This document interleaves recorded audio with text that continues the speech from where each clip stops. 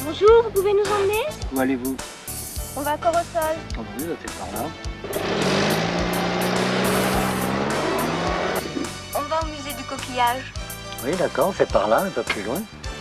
Vous êtes de Saint-Barthélemy? Oh oui, j'ai même été le maire pendant 15 ans. Ah, mais vous êtes monsieur Rémy de Hénin alors. Mais oui. Vous avez un avion? Oui.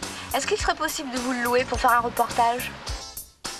Oh, mais volontiers, à condition que ce soit moi qui le pilote et que vous soyez copilote. Sans toucher à rien.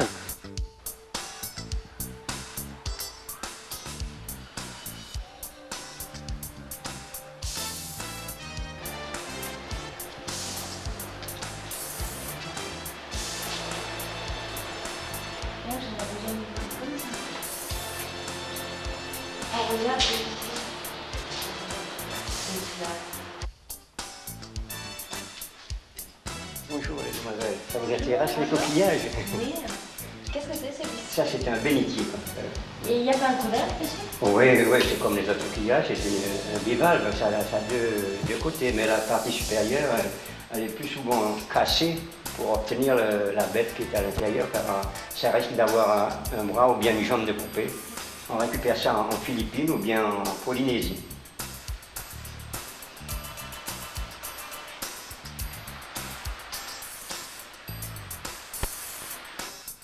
Quels sont les coquillages les plus chers? Eh bien ça c'est une série de cônes, ça. Vous avez le Bengalonsi par exemple, ça vient de la Polynésie, Chronatus. Et combien il vaut? Ça coûte, tout dépend, c'est à l'offre et à la demande, c'est qui vaut dans les 5000 qu'elle prend, selon la grandeur. Vous avez le Ramonessus qui vient de Madagascar. C'est des coquillages rares, ça. Ah oui, c'est très rare, oui. Est-ce que c'est vrai que le musée a brûlé? Oui, le musée a brûlé il y a quelques années déjà. Malheureusement, il y avait presque 7000 coquillages là-dedans. Comment vous avez fait pour renouveler? J'étais tellement adonné dans les coquillages que je ne pouvais pas laisser tomber la malacologie. Et j'étais affilié à des clubs dans le monde entier. Et de là, j'ai commencé à recevoir des lettres des collectionneurs du monde entier. Même de ceux que je ne connaissais pas, ils me demandaient si j'allais accepter des coquillages pour m'aider à recommencer une collection. Commencer compte en anglais, c'est formidable. Le 9, 9, le 18, 18, le 14, le 14, le 14. Laissez pas, venez vite! Jean-Claude!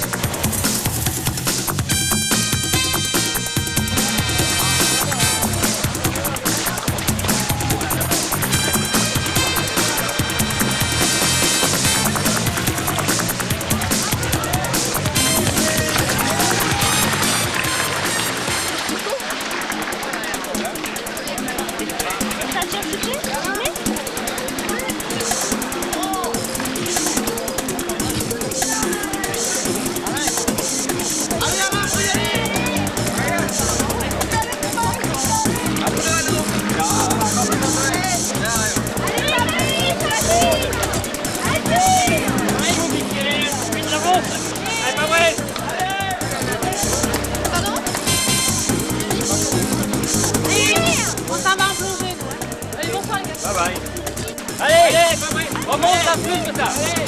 Allez, allez.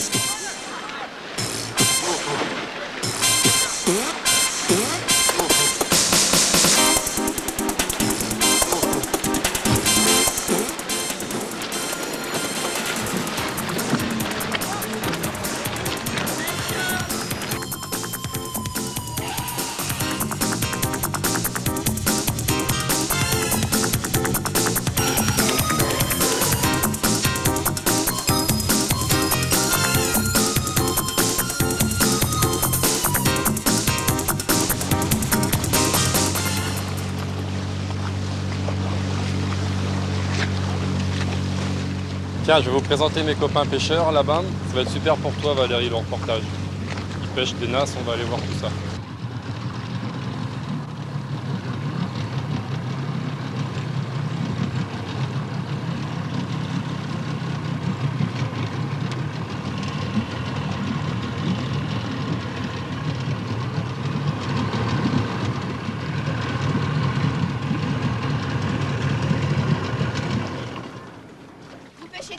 Avec des casiers. Avec des casiers. Regardez. Oui, si vous voulez.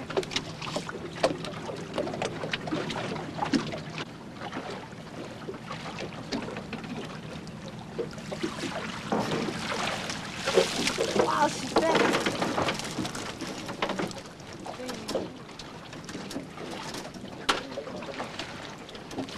Le bateau, le bateau, le bateau.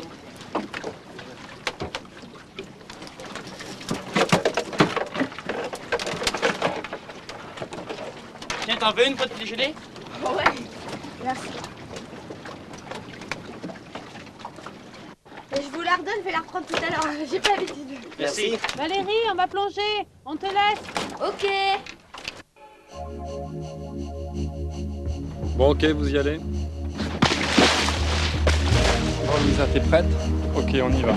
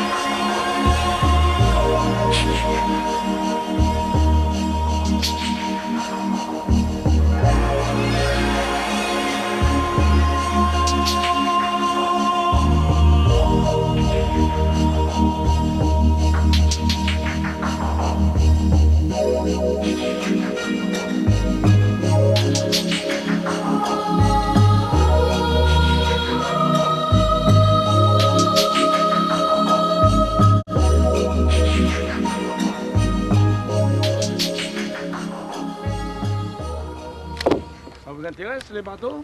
Ah oui, je fais un reportage en ce moment. Et vous êtes de Saint-Barthélemy? Parfaitement. Je suis né ici il y a 78 ans. Vous savez, j'ai été moi-même ouvrier. Nous avons reconstruit un bateau dans la rade. Et j'ai eu également des bateaux. Et j'ai commandé mes bateaux. Et pendant le cyclone de 50, le port n'étant pas comme aujourd'hui, tous les bateaux ont été emportés vers ici. Il y en a qui se sont écrasés là, et mon bateau a été échoué là. Et nous sommes restés 21 jours avant de pouvoir l'enlever. On travaillait jour et pratiquement la nuit. Mais si à cette époque-là, vous n'aviez pas les quais, comment faisiez-vous pour débarquer la marchandise? À ce moment-là, les bateaux mouillaient en dehors de la rade, c'est-à-dire ce que nous appelions sur le pâturage. Et toutes les marchandises et les gens étaient débarqués en canot, à rame. Ils venaient sur un petit appontement où vous voyez tous ces bateaux-là maintenant. Et pour le débarquement des animaux, vous faisiez comment? Alors voilà, pour les animaux, quand on arrivait des ports d'autres ports, on les jetait à la mer. Et les canots les amenaient à terre.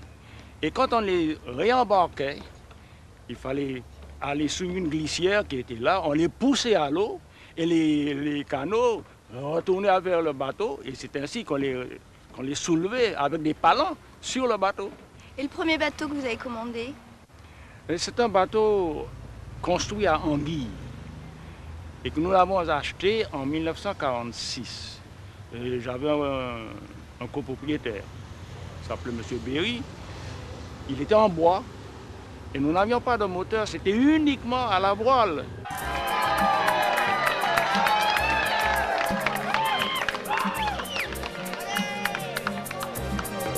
Et un tour de plus pour un œuf. Vous les notez.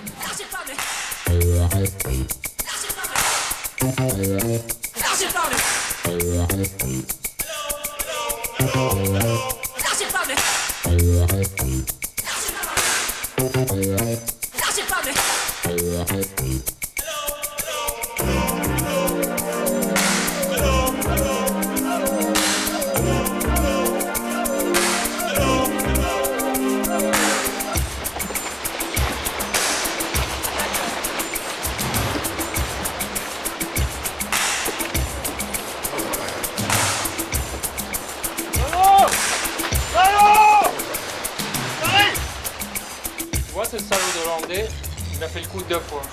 Vas-y Pascal, tu laisses pas faire. Qu'est-ce qui se passe? C'est Pascal qui court. Ouais, mais les Hollandais sont pas rigolos. Il a manqué la bouée pour faire la route à Pascal.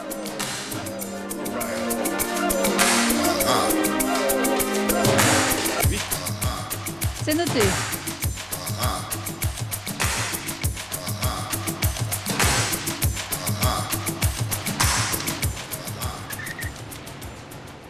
Bonjour monsieur. Bonjour madame. Vous êtes de Saint-Barthélemy? Oui madame. Est-ce que vous pouvez me dire de quelle époque date cette encre? Cette encre date de 1830. Mais comment on l'a transportée ici, cette grosse encre? Eh bien cette encre a été transportée par un remorqueur venant de îles Vierges. Parce qu'elle doit être lourde. Elle est très lourde, elle fait 15 tonnes. Et vous-même, vous faites partie d'une famille de marins? Oui madame, je fais partie des marins.